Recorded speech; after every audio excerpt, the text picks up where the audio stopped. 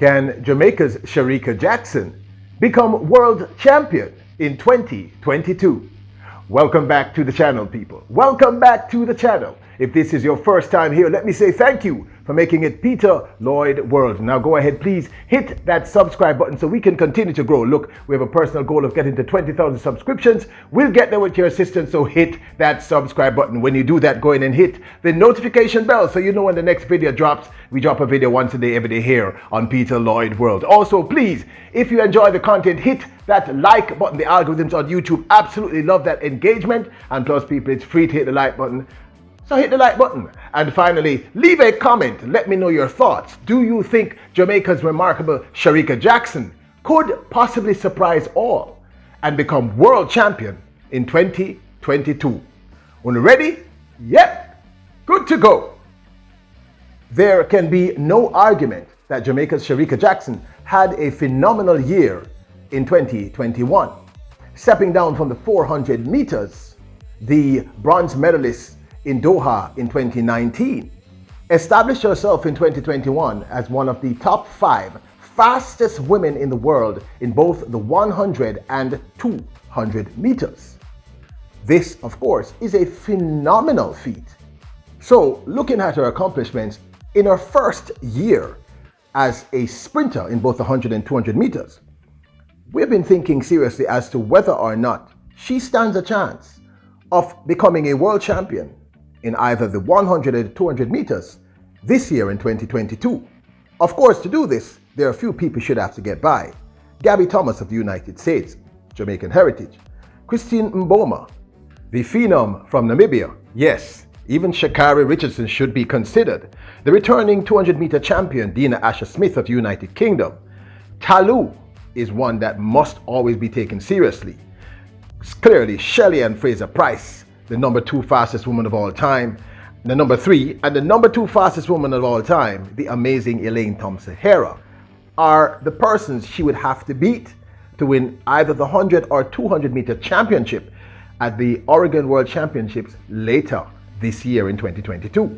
The first time we saw this phenom, well, the first time she blew our minds as a sprinter was in this race at the national trial. I believe this might have been the semifinals. Where she did this?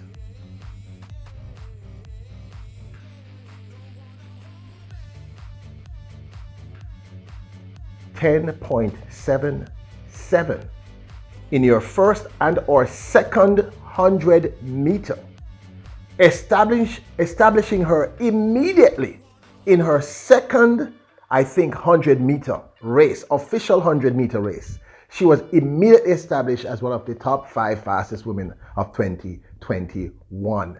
Now, I know that we take a lot of these times for granted, because as Jamaicans and as serious supporters of the Jamaican track and field system, we sometimes are a little spoiled. But I want you to understand this. Running 10.77 in your first or second official 100 meter race is remarkable, people. This is a 400 meter run. When we saw her do this, and I know I'm not the only person, we all went into shock. I mean, we expected something great, but I don't know about you, but I did not expect 10.77. And this is one of the first things I want to talk about regarding her and the 100 meters. 10.77 is serious speed in your first and or second race. One of you correct, tell me which one it is. That was phenomenal. And that still was one of the top fastest times of 2021.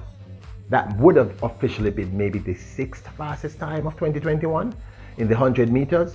I'll go double check. Now, I understand, and I'm going to be arguing this throughout, that Elaine Thompson has ran 10.54, Shelley Ann Fraser-Pryce has ran 10.60. Sha'Carri Richardson last year ran 10.72, and Talu, I believe, ran 10.7. And it'll come back to me. Then in the 200 meters, this is the 200 meter finals, we saw her do this.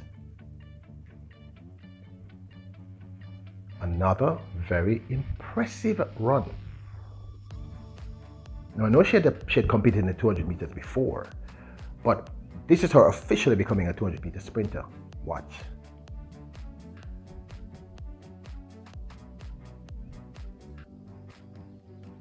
She ran, look at the time, 21.82. Also one of the top 5 fastest times in the world in 2021. In her third official 200 meter race in 2021. Now those two times are really serious times. A 10.77 and a 21.82 are not times that you scoff at. Those are not easily achievable times. Then in the finals of the 100 meters at the National Stadium,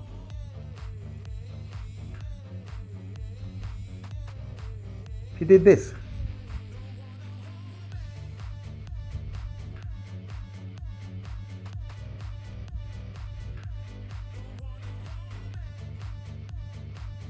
Now I argue, and I can hear you saying it to me, that the time was not as fast as she had ran previously. I agree with you. But what is important to me about that race and the 200 meters is that in that last 20 to 15 meters closing in on that line, she closed the gap so fast on Shelley and Fraser Price and passed the reigning Olympic champion, Elaine Thompson-Herah. She went on to the Diamond League and won her first Diamond League race for the year in the 200 meters comfortably.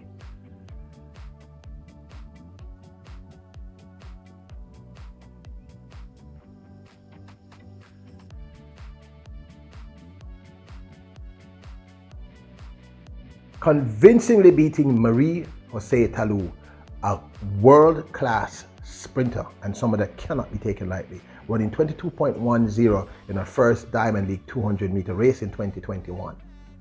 I argue that Shericka Jackson is a serious contender to win. It's a possibility. Now I know what you're saying, I can hear you saying it to me, but follow me. If in your first year, those are the times you are running, and we're assuming that she still remains healthy. Now this is the 100 meter finals at the Olympic Games, Tokyo 2020.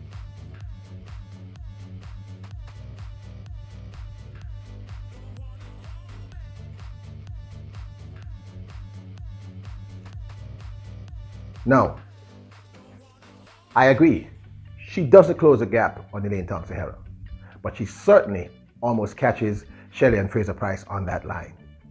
Same thing happened in both the 200 meters and 100 meters at the national trials. Now, running again, she improved her time and ran 10.76 to come third, winning her first bronze medal. Well, sorry, as a sprinter, as a 100 meter sprinter that is, in an Olympic game. Now, that marginal improvement from 10.77 to 10.76 is a significant time to run. Fraser Price ran 10.74, and we all know that Elaine Thompson-Herah broke a 33-year-old Olympic record to run 10.61, the world fastest time at that point. To me, looking at her races and the build-up, now we all know what happened here. Let me remind if you don't know. She failed to get through to even the semi-finals by miscalculating in her heats. And many people got upset with her, but listen, again, first time sprinter. She hit the gas, hit the brake way too fast and just did not make it through to the semifinals. And she was a sure bet. She was a sure bet to medal. I really believe she would have medaled in the 200 meters. It was a miscalculation and she is going to be on fire to prove otherwise. Then of course, she ran a phenomenal final leg in the women's 4x100 meters, where we won gold, of course, and ran the third fastest 200 meters by a women quartet ever, 41.02. 41.02. Now, I know I stated that there's a whole bunch of people should have to beat. And I know you're all saying this is a huge stretch, but I do not believe it is. I am convinced she will medal in both the 100 and 200 meters. I don't see how she cannot medal in either the 100 or 200 meters, unless of course she's injured, and this will not happen, okay? She will not be injured. And I think she has something to prove to us all. Now, she came back, of course, and she ran the 400 meters. Another surprise to us all, because she had not run a 400 meter all year, helping us to win a bronze medal in the women's 4x400 meter finals at the Olympic Games. So she left the Olympic Games with two bronze medals and a gold medal. Also phenomenal. Speaks to her strength and her stamina. So this phenom, in her first year, very first year as a official sprinter, runs 10.76 as a PB in the 100 meters. The fifth or fourth fastest 100 meter in 2021 by a woman. What is really important in this process is that that was her first season as an official sprinter. Now, being a 400 meter champion, one of the best in the world, certainly top 5, top 3, it has given her tremendous stamina. That's why she was able to just get up and go run the 400 meters, people. She has immense strength, but she now has on top of that phenomenal speed. Now, no one can forget this race in Oregon last year. I keep saying the most hyped 100 meters in history outside of an Olympic or World Championship final. She runs third again in this phenomenal race and matches her PB in the 100 of 10.76. So we know that she's consistent. We know that she has speed and strength. But what she does lack in her first year as a sprinter, an official sprinter, is experience. At the Zurich Diamond League in the finals, she's matched up with a young lady who I think will become one of her great rivals in the 200 meters. I do not think Christine Mboma will be an issue in the 100 meters, but certainly in the 200 meters. They match up, as you can see.